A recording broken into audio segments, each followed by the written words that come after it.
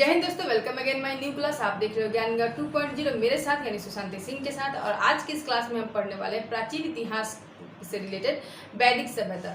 वैदिक सभ्यता के ऑलरेडी 2 क्लासेस हमने लिए हैं, जिसमें पहली क्लासेस में हमने वैदिक सभ्यता की पृष्ठभूमि को समझने की कोशिश की है और बहुत अच्छे तरीके से समझा है। और सेकेंड पार्ट में हमने वैदिक सभ्यता के दौरान जो पूर्व वैदिक काल और उत्तर वैदिक काल आते हैं, इन दोनों का विश्लेषण किया है। क्लास में हमने समझने की कोशिश की थी कि कैसे वैदिक सभ्यता में पूर्व वैदिक काल और उत्तर वैदिक काल के बीच के अंतर को, और हमने बहुत अच्छे से समझा। इसमें हमने ये भी बताया था कि किसी भी सभ्यता को समझने के लिए हमें उसके 4 बिंदुओं को समझना पड़ता है। क्या? तो राजनीतिक, सामाजिक, आर्थिक और धार्मिक, जिसमें से हमने राजनीतिक जीवन और सामाजिक जीवन के बारे में पूर्ण विश्लेषण किया है दूसरी क्लास 2 सेकेंड वीडियो में। अगर आप चाहें तो वो वीडियो अपलोडेड है, जाकर आप उसे देखिए, आपको बेहतर समझ में आएगा। बस हमें आर्थिक जीवन के बारे में और धार्मिक जीवन के बारे में जो विश्लेषण था वही बाकी था और समझना बाकी था। तो आज की क्लास में हम यही समझने वाले हैं कि पूर्व वैदिक काल और उत्तर वैदिक काल में आर्थिक और धार्मिक कंडीशन कैसी थी, आर्थिक जीवन और धार्मिक जीवन कैसा था, दोनों में डिफरेंस समझेंगे। और इस क्लास के साथ ही हमारा वैदिक सभ्यता का जो चैप्टर होगा वो पूरी तरह खत्म होगा, बिल्कुल बेसिक समझते हुए। और इसके बाद से हम इस सभ्यता का एक 1 लाइनर क्लास भी लाएंगे, जिसके थ्रू जो एग्जाम में ज़्यादातर पूछे गए हैं उन सब चीज़ों को हम देखेंगे। जो एग्जाम में ज़्यादातर इस चैप्टर से रिलेट करके क्वेश्चंस आए थे, हम उसको देखने की कोशिश करेंगे। चलिए तो आज देख लेते हैं पूर्व वैदिक काल और उत्तर वैदिक काल के आर्थिक जीवन और धार्मिक जीवन के बारे में। आर्थिक जीवन अगर आप देखते हैं तो पूर्व वैदिक काल में अर्थव्यवस्था का मुख्य आधार पशुपालन था और दूसरे नंबर पे आती है कृषि। अब इसको ध्यान रखिएगा कि अर्थव्यवस्था का मुख्य आधार पशुपालन था और कृषि जो था वो दूसरे नंबर पे था। और गाय का महत्व सर्वाधिक अधिक था। मैंने अभी बताया कि अर्थव्यवस्था का मुख्य आधार पशुपालन था, मतलब पशुपालन था और गाय, इन पशुओं में गाय का महत्व सबसे अधिक था। गाय को अधन्या बोल के पुकारा जाता था। इसका हम महत्व इस श्रेणी में समझ सकते हैं कि वेदों में लगभग 176 बार गाय का उल्लेख हुआ है। वैदिक सभ्यता के जो वेद थे उनमें मंत्रों का आधार पर। दूसरा सबसे प्रिय पशु क्या था? तो घोड़ा था। क्यों? क्योंकि ये घुड़सवारी, रथ के काम में आता था। जब दूसरा प्रिय पशु क्या था? तो घोड़ा था। कृषि का महत्व कम था और हमें इस बारे में जानकारी कहाँ से मिलती है? वैदिक सभ्यता में बस 24 बार ही कृषि का उल्लेख किया गया है। बस इसी से हम समझ सकते हैं कि कृषि का महत्व कम था। कृषि होती थी बट सिर्फ अपने उपयोग इतना, मतलब कृषि से व्यापार नहीं होता था कि बस निर्वाह कृषि के रूप में थी, मतलब जितना आपके उपयोग में आए हम उतना ही कृषि करेंगे। ऐसा ही कृषि से कोई व्यापार नहीं होता था। अब व्यापार तब होगी ना जब निर्वाह से ज़्यादा होगा। तो कृषि योग्य भूमि भी नहीं थी और कृषि योग्य भूमि भी नहीं थी। तो चलिए आगे समझ लेते हैं मुद्राओं के बारे में। तो मुद्रा की खोज नहीं हुई थी। किसी भी मुद्रा का पुरातात्विक साक्ष्यों में वैदिक सभ्यता में मुद्रा का अवशेष नहीं, मुद्रा के बारे में जानकारी नहीं मिलती है। तो हम बोल सकते हैं कि उस टाइम मुद्रा की खोज नहीं थी। अगर छोटे मोटे व्यवसाय होते भी थे तो वो विनिमय व्यवसाय होते थे। विनिमय व्यवसाय मतलब सामान का आदान प्रदान, मतलब आप कुछ वस्तुएं दें और उधर से उसके बदले में कुछ वस्तुएं ले लें। अब आते हैं व्यापार। हाँ, मैंने अभी बताया कि व्यापार अगर होता भी था छोटा मोटा तो वो विनिमय व्यवस्था था और आंतरिक भागों में ही व्यापार होता था। आंतरिक भागों का मतलब ये हुआ कि आपके आसपास के ही इलाकों में, ये नहीं कि आप दूसरे किसी देश में दूसरे किसी सभ्यता के साथ व्यापार कर रहे हो। जैसे कि सिंधु सभ्यता में हमने देखा था कि दूसरे सभ्यताओं के साथ कैसे उनका पूरा विश्व में व्यापार था, वैसा कुछ नहीं था। यहाँ पे जो व्यापार था वो आंतरिक भागों में था और व्यापार का जो व्यवस्था था वो क्या? विनिमय था, जो कि मैंने अभी समझाया। तो पूर्व वैदिक काल का अगर आर्थिक जीवन देख ले तो बस आपको शॉर्ट लिस्ट बस इतना ही याद रखना है और इतना अगर आप ध्यान रखते हैं तो किसी भी एग्जाम के लिए ये काफी है। तो चलिए एक बार फिर देख लेते हैं। अर्थव्यवस्था का मुख्य आधार क्या था? पशुपालन था पूर्व वैदिक काल में। पूर्व वैदिक काल में ध्यान रखिएगा, मैं पूर्व वैदिक काल की बात कर रही हूँ। यहाँ पे अर्थव्यवस्था का मुख्य आधार क्या था? तो पशुपालन था। कृषि दूसरे स्थान पे थी। गाय का महत्व अधिक था। गाय के बारे में वेदों में 176 बार उल्लेख किया गया है। गाय को अधन्या बोल के पुकारा जाता था। घोड़ा दूसरा प्रिय पशु था, इस पे भी ध्यान रखिएगा। कृषि का महत्व कम था और इसके बारे में हम इस दृष्टि से समझ सकते हैं। बस 24 बार ही उल्लेख किया गया है वैदिक सभ्यता में कृषि के बारे में। उद्योग सीमित अवस्था थी, क्योंकि मैंने अभी बताया कि कृषि इतना ही निर्वाह कृषि होती थी, उद्योग सीमित थी। जो थी वो विनिमय व्यवस्था में होती थी, मुद्रा का प्रचलन नहीं था, और आंतरिक भागों में ही व्यापार होती थी। बस इतना ध्यान रखिएगा। अब देख लेते हैं उत्तर वैदिक काल में यही आर्थिक जीवन था वो कैसा था। अर्थव्यवस्था का यहाँ पर मुख्य आधार क्या हो गया था? कृषि हो गया था। मैंने अभी आपको समझाया था यहाँ पे कि अर्थव्यवस्था का पूर्व वैदिक काल में कि अर्थव्यवस्था का जो पहला आधार था वो पशुपालन था, लेकिन वहीं पर यहाँ पर सेम अपोजिट होता है। यहाँ पर कृषि हो जाता है, सर्वाधिक कृषि होता है मुख्य आधार। और क्यों होता है अब समझिए, क्योंकि मैंने भी बताया था पिछली वीडियो में आपको कि 1000 ईसा पूर्व में होता है लोहे की खोज, और लोहे की खोज एक भारी परिवर्तन लाता है भारतीय सभ्यता। भारत में एक लोहे का प्रयोग करके कुदाल, धारदार हथियार ऐसे बनाए गए, जंगलों को काटे गए, कृषि योग्य भूमि बनाई गई, और जब कृषि योग्य भूमि बनी तो लोगों ने उसमें खेती करना शुरू किया। तो क्या हुआ, जब कृषि प्रधान हो गया, क्योंकि कृषि से अब बस निर्वाह योग्य कृषि ही नहीं हो रही थी, मतलब उससे ज़्यादा होती थी ताकि कोई व्यापार कर सके। मतलब अपने उपयोग लायक तो आप रखो ही रखो, इसके बाद से जो बचता है उससे व्यापार करते थे। तो हमने देखा यहाँ पर जो मुख्य आधार था वो कृषि हो गया था। और इसके हमें साक्ष्य कहाँ से मिलते हैं? तो कंठक संहिता में 24 बैलों वाले हल का मतलब लेख मिलता है। तो इसे भी ध्यान रखिएगा, कंठक संहिता में हमें 24 बैलों वाले हल का वर्णन मिलता है। दूसरा मुख्य आधार पशुपालन होता है, जहाँ हमने यहाँ पे देखा था कि पशुपालन पहला था और कृषि बाद दूसरा था। वहीं पर उत्तर वैदिक काल में सीधे उल्टा होता है, पशुपालन हो जाता है दूसरा, मुख्य अर्थव्यवस्था का स्रोत कृषि हो जाता है पहला। फिर उद्योग और विकास, व्यापार में विकास रहता है। अगर समझते हैं आप चीज़ों को तो पक्का समझ गए होंगे कि जब कृषि बढ़ी तो उद्योग का विकास हुआ। मैंने भी बताया उद्योग का विकास हुआ। विदेशी व्यापार के प्रमाण मिलते हैं उत्तर वैदिक काल में। पूर्व वैदिक काल में मैंने बताया कि जो आंतरिक भागों में व्यापार होता था, वहीं उत्तर वैदिक काल में विदेशी व्यापार के साक्ष्य मिलते हैं। सिक्कों का प्रचलन अभी भी नहीं था। उत्तर वैदिक काल में भी सिक्कों का प्रचलन, मुद्रा का सिक्कों का प्रचलन नहीं था। मतलब जो व्यापार होते थे वो विनिमय व्यवस्था पे ही होते थे। अब इस काल में आर्थिक प्रगति से नगरीकरण का प्रारंभ हुआ। अगर आप देखें तो भारत की जो सभ्यताएं हैं थोड़ी उल्टी हैं, क्योंकि सिंधु सभ्यता हमने पढ़ा है कि वो नगरीय सभ्यता है। उसके 200 साल बाद जब ये वैदिक सभ्यता का उदय होता है तो वो क्या होता है? ग्रामीण सभ्यता, पूर्णतः ग्रामीण सभ्यता। लेकिन उत्तर वैदिक काल में आके नगरीकरण स्टार्ट होता है। मैंने भी बताया कि जैसे जैसे इकोनॉमिकल कंडीशन बेहतर होते हैं वैसे लोगों के भी अपने अलग अलग लोगों के रहन सहन और हर चीज़ में बदलाव होता है। और उसी प्रकार हमें नगरीकरण का थोड़ा मोड़ा साक्ष्य मिलता है। कहाँ से? तो उत्तर वैदिक काल से। ये हुआ आपका आर्थिक जीवन के बारे में विवरण। अब हम धार्मिक जीवन के बारे में समझ लेते हैं। तो चलिए अब समझते हैं कि धार्मिक जीवन कैसा रहा पूर्व वैदिक काल और उत्तर वैदिक काल में।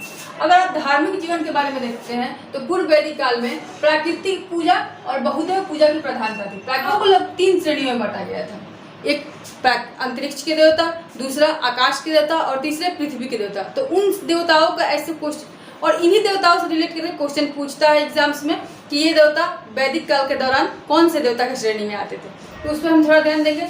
जो अंतरिक्ष के देवता थे उनमें कौन कौन आते थे? तो इंद्र, मारुत, रुद्र और वायु, ये चारों आते थे अंतरिक्ष के देवता में। इसको आपको थोड़ा याद करना पड़ेगा। अंतरिक्ष के देवता में आते थे इंद्र, मारुत, रुद्र और वायु। वहीं अगर पृथ्वी के देवता के बारे में देखें तो अग्नि, पृथ्वी, सोम और बृहस्पति, ये पृथ्वी के देवता होते थे। आकाश के देवता के बारे में अगर देखें तो सूर्य, वरुण, उषा, सविता और विष्णु जी, ये 5 आकाश के देवता होते थे। इन 5 को आकाश की देवता के श्रेणी में रखा गया था। तो आप इन तीनों श्रेणियों को देख लीजिएगा, एक बार याद कर लीजिएगा, याद भी कर लीजिएगा कि अंतरिक्ष के देवता में आते थे इंद्र, मारुत, रुद्र और वायु। पृथ्वी के देवता में अग्नि, पृथ्वी, सोम और बृहस्पति। आकाश के देवताओं में सूर्य, वरुण, उषा, सविता और विष्णु जी। और इन देवताओं के बारे में अलग अलग वर्णन भी है कि कौन से देवता किसके देवता थे, कौन से देवता किस काम के लिए बनाए गए थे। ऐसा मतलब लोगों का मानना था, जबकि परमात्मा एक ही होते हैं। इंद्र देवता की प्रमुखता, इन्हें सबसे प्रमुख देवता माना जाता है। इंद्र देवता जिन्हें सबसे प्रमुख देवता के रूप में पूर्व वैदिक काल में माना जाता था। और इनका वर्णन कितना है? तो इनका ऋग्वेद में इनका वर्णन 250 बार किया गया है वेदों में। तो इन्हें अगर आपसे पूछे कि पूर्व वैदिक काल में सबसे प्रमुख देवता कौन थे तो वो इंद्र थे। और अग्नि को मध्यस्थता का देवता कहा जाता है। मतलब अग्नि को ऐसा माना जाता था कि मनुष्यों और देवताओं के बीच में अग्नि ही एक ऐसे देवता ऐसे हैं जो इन दोनों के बीच में संपर्क कराते हैं। मतलब अगर आप भोजन देते हो तो अग्नि में प्रदान करो, वो देवता को मिल जाएगा, मतलब भगवान को मिल जाएगा। अगर आप जल प्रदान करते हो अग्नि में तो वो ईश्वर को मिल जाएगा। ऐसा तो आज तक भी यही धारणा है। वरुण को वर्षा का देवता मानते थे, सविता को चमकता हुआ सूर्य या गायत्री मंत्र का देवता मानते थे, अश्विन को चिकित्सा का देवता मानते थे और पूषण को पशुओं और औषधि का देवता मानते थे, सोम को वनस्पति के देवता मानते थे। इन चीज़ों को थोड़ा आप याद करिएगा, क्योंकि इसे याद कर रही है आप समझ नहीं सकते हो, इसको आपको रटना ही पड़ेगा कि देवताओं का जो वर्गीकरण किया गया था कि अंतरिक्ष के देवता, पृथ्वी के देवता, आकाश के देवता, इन देवताओं के बारे में थोड़ा याद करना पड़ेगा और किस देवता को कौन सी चीज़ से रिलेट करके लोग मानते थे इसको भी आपको समझना पड़ेगा। तो ये रहा पूर्व वैदिक काल का धार्मिक जीवन। अब उत्तर वैदिक काल के धार्मिक जीवन के बारे में देख लेते हैं। उत्तर वैदिक काल के धार्मिक जीवन, जहाँ हमने पूर्व वैदिक काल में देखा कि प्राकृतिक पूजा और बहुदेव पूजा थी, वहीं यहाँ पर यज्ञ कर्म कांडों का महत्व हो गया। मतलब देवता बहुदेव पूजा और प्राकृतिक जो निष्पक्ष रूप में, जो कि एक निश्चल रूप में होता था, ऐसे नहीं था। यहाँ पे छल कपट यज्ञों में कर्म कांड करके कि आप ये करोगे तो आपको इसकी प्राप्ति होगी, ऐसा मतलब महत्व बढ़ गया था यज्ञ और कर्म कांडों का। ब्राह्मण क्षत्रियों में आपस में संघर्ष हो गया था। हमने पढ़ा था कि उत्तर वैदिक काल में क्या हुआ कि जो वर्ण व्यवस्था था वो जातिगत आधार पे हो गया था। यहाँ पे लोगों का मानना था कि ब्रह्मा के मुख से निकले हुए ब्रह्मा से उत्पन्न हुई श्रेणी में आते हैं ब्राह्मण, और जो ये रक्षक के श्रेणी में आते हैं वो आते हैं क्षत्रिय। मतलब और इसके बाद से जो निचले, मतलब यहाँ पर अगर देखें तो जातीयता जो होती है यहीं से शुरू होती है पूर्व वैदिक काल से, और इसी का असर आज तक भी है कि ऊंची जाति नीची जाति के लोगों में लोग बटे हुए हैं एक ही धर्म में। तो ब्राह्मण क्षत्रियों में संघर्ष का दौर था। ब्राह्मण बोलता था कि मैं श्रेष्ठ, क्षत्रिय बोलता था मैं रक्षा करता हूँ तो मैं श्रेष्ठ। तो इसका दौर आपको कहाँ मिलता है? तो उत्तर वैदिक काल में। यहाँ पर प्रमुख देवता प्रजापति हो जाते हैं। जहाँ हमने अभी पढ़ा था कि उत्तर वैदिक काल में प्रमुख देवता इंद्र को मानते थे, वहीं पर यहाँ पर जहाँ हमने अभी पढ़ा था कि पूर्व वैदिक काल में, मतलब ऋग वैदिक काल में प्रमुख देवता के रूप में इंद्र को मानते थे, वहीं उत्तर वैदिक काल में प्रमुख देवता का स्थान ले लिया कौन ले लिए? तो प्रजापति। और प्रजापति को सृजन का देवता मानने लगे। मतलब इंसान के जैसे सृजन होता है, मतलब सृजन के देवता के रूप में प्रजापति को मानते थे। विष्णु जी को पोषक और रक्षक के देवता के रूप में मानते थे। वरुण को अब देख लेते हैं कुछ और देवताओं के बारे में, इनकी क्या सोच थी और किससे ये रिलेट करते हैं। विष्णु जी को ये पोषक और रक्षक के देवता के रूप में उत्तर वैदिक काल में लोग मानते थे। वरुण को जल के देवता मानते थे। यहाँ पर जब वरुण को हम वर्षा का देवता मानते हैं और यहाँ पे भी वरुण को जल का देवता मानते थे। पूषण को शूद्रों का देवता मानने लगे, जबकि हमने यहाँ पे देखा था पूर्व वैदिक काल में कि पूषण को पशुओं और औषधि की देवता मानते थे। वहीं जब जातिगत रूप में इंसान बट गया तो पूषण देवता को शूद्रों के देवता के रूप में लोग मानने लगे। यहाँ पे क्या हुआ, यज्ञ और कर्मकांडों का जब महत्व बढ़ा तो लोगों ने यज्ञ कराई, पैसे हुए। अब जब इकोनॉमिकल कंडीशन ठीक हुआ, आर्थिक जीवन ठीक हुआ, तो लोगों के पास धन आए और धन के द्वारा लोगों ने यज्ञ कराना भी शुरू किया, जो कि उनके मतलब किसी न किसी चीज को पूजा पाठ और यज्ञों में भी लोगों ने खर्चे करने शुरू किए। तो यहाँ पर उत्तर वैदिक काल में यज्ञों के बारे में भी वर्णन है। तो यहाँ पे कुछ यज्ञ, तो उत्तर वैदिक काल में यज्ञों के बारे में भी वर्णन है। तो यहाँ पे कुछ यज्ञों को मैंने डिनोट किया है और उसके बारे में ये भी बताने की अब हो गया देवताओं के बारे में। अब यहाँ पे क्या था, यज्ञ और कर्मकांडों का महत्व बढ़ने से और आर्थिक कंडीशन सही होने की वजह से उत्तर वैदिक काल में लोगों ने पूजा पाठ इत्यादि चीज़ों पे खर्च भी करना। इस दौरान क्या हुआ, लोगों ने यज्ञ कराने शुरू किए, मतलब राजा महाराजाओं ने यज्ञ कराने शुरू किया। और इस दौरान क्या हुआ कि राजाओं ने यज्ञ कराना शुरू किया। और इस यज्ञ में कुछ प्रमुख यज्ञ हैं जिनके बारे में कुछ क्यों आखिर ये यज्ञ क्यों कराए जाते थे उनको भी देखना जरूरी है।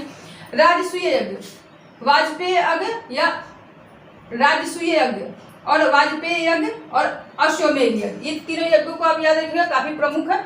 अब राजसूय यज्ञ क्यों कराया जाता था, तो प्रतिष्ठा के लिए, मतलब अगर जब किसी का राज्याभिषेक होता था तो अपने प्रतिष्ठा के लिए वो राजसूय यज्ञ कराता था।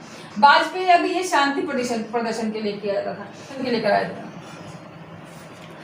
अब जब देवताओं के बारे में बातें हुई तो यहाँ पे, अब ये तो रहा देवताओं के बारे में, लेकिन उत्तर वैदिक काल में क्या हुआ था कि कर्मकांड, यज्ञ, इन सब चीज़ों से लोग काफ़ी ज़्यादा महत्व देने लगे थे। और आर्थिक कंडीशन सही होने की वजह से जो राजा महाराजा रोज और आर्थिक कंडीशन सही होने की वजह से जो राजा महाराजा लोग थे वो यज्ञ भी कराने लगे, किसी न किसी चीज़ को रिलेट करके कि यज्ञ कराओगे तो आपको इसकी प्राप्ति होगी। तो ऐसे ही कुछ यज्ञों का वर्णन मिलता है जिसमें हम यह देखने की कोशिश करेंगे, जो हम समझने की कोशिश करेंगे। राजसूय यज्ञ, ये भी राजसूय यज्ञ, ये राजसूय यज्ञ, ये यज्ञ राजसूय यज्ञ। और ये यज्ञ क्यों कराया जाता था? तो ये प्रतिष्ठा के लिए कराया जाता था। ध्यान रखिएगा, क्योंकि इससे रिलेट करके पूछ रहा है कि राजसूय, क्वेश्चन इससे रिलेट करके पूछता है कि क्वेश्चन इससे राजसूय यज्ञ ये प्रतिष्ठा के लिए कराया जाता था। इस पे भी इसको ध्यान रखिएगा। राजसूय यज्ञ, इसको तो चलिए देख लेते हैं कुछ यज्ञों के बारे में भी। तो पहला यज्ञ इसमें आता है राजसूय यज्ञ, जो प्रतिष्ठा के लिए कराया जाता था। और प्रतिष्ठा मतलब मान लीजिए जैसे कि कोई अगर किसी का राज्याभिषेक हो रहा है या राज्य में कुछ मतलब ऐसा हो, राज्याभिषेक वगैरह जब होते थे तब कौन सा यज्ञ होता था? तो राजसूय यज्ञ होता था। इसके बाद आते हैं वाजपेय यज्ञ। ये यज्ञ क्यों कराया जाता था? तो ये शांति प्रदर्शन के लिए कराया जाता था, इसको भी ध्यान रखिएगा। अब आते हैं अश्वमेध यज्ञ। ये यज्ञ काफी ज्यादा महत्वपूर्ण है इसे, और ये यज्ञ काफी ज्यादा महत्वपूर्ण है क्योंकि ये राज्य विस्तार के लिए कराया जाता था। अगर आपने हिंदू धर्म को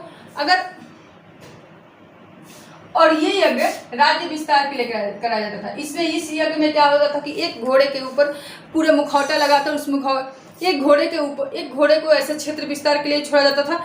अगर किसी राजा ने उस घोड़े को रोका तो इसका मतलब जिसने ये, अब देखिए यज्ञों में कर्मकांड और बलि में प्रधानता थी। उत्तर वैदिक काल में जब यज्ञ होते थे जिसमें भगवान की पूजा की जाती थी, उसमें कर्मकांड और बलि की भी प्रथा कहाँ देखने को मिलती है? तो उत्तर वैदिक काल में। और जब उपनिषदों की रचना होती है, इसमें बलि मतलब पशु बलि के रूप में दिया जाता है। और आपने पशुओं को बलि के रूप में दिया जाता था, जो कि बहुत ही निंदनीय थी।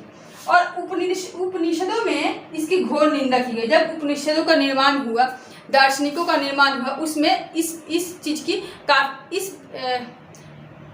उपनिषदों में इसकी बहुत ज्यादा निंदा की गई कि आखिर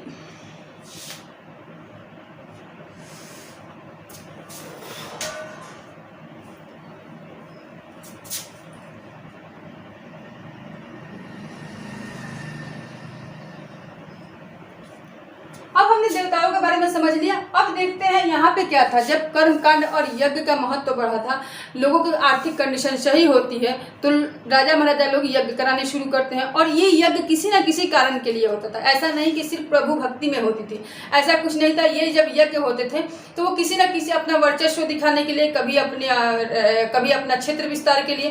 तो ऐसे बहुत सारे कुछ यज्ञों की चर्चा है उत्तर वैदिक काल में, तो उसको देख लेते हैं। सबसे पहले राजसूय यज्ञ। ये यज्ञ क्यों कराया जाता था? तो ये प्रतिष्ठा के लिए कराया जाता था। मतलब जब किसी का राज्याभिषेक होता था, वो अपनी प्रतिष्ठा के लिए यज्ञ कराता था, राजसूय यज्ञ।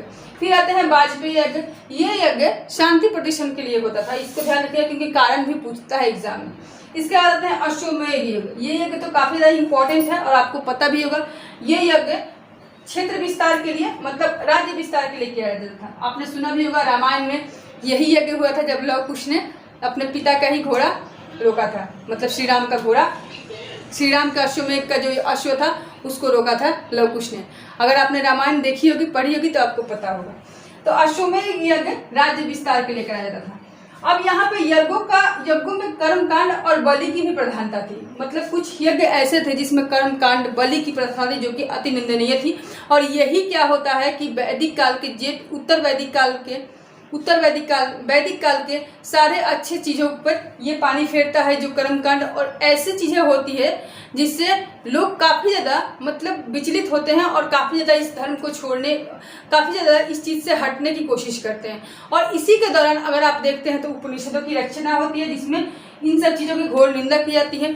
लोग इन सब चीज़ों से दूर हटना चाहते हैं और इसके लिए क्या होता है, दूर उगने के बाद लोगों ने बौद्ध धर्म और जैन धर्म जैसे नास्तिक धर्मों की तरफ लोग बढ़ते हैं इन सब चीज़ों को छोड़कर, क्योंकि इसमें बहुत ज़्यादा कर्मकांड और बहुत ज़्यादा ऐसी चीज़ें हो चुकी थी जो लोगों के लिए अप्रिय थी।